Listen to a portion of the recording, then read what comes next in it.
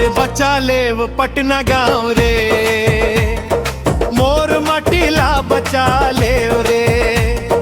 जल जंगल और धरती मैया मिलके सबो बचा लेव रे। जे खेतमा धान लहरावत रही साजो ही मोर धुरड़े। कोयली गावत जंगल भीतर अब मशीन के शोर सुने। मोर पुरखा के चिनाए ही एला नहीं उजड़ाए देवो रे। मोर पुरखा के चिनाए ही एला नहीं उजड़ाए देवो रे।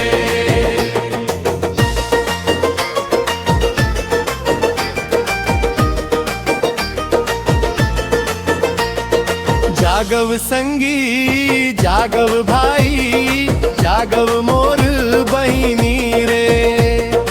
एक सूरमा आवाज उठावो बच जाई धरती रे।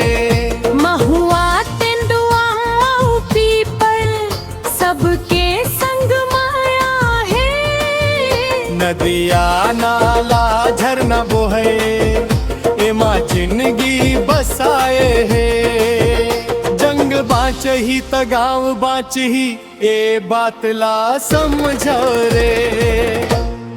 रुपया पैसा ही नहीं धरती फिर नहीं मिलही।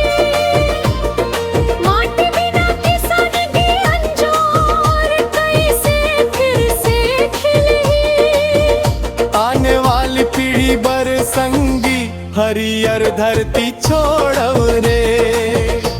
अरे बचा लेव पटना गाँव रे, मोर माटीला बचा लेव रे। जल जंगल और धरती मैया हमर जिंदगी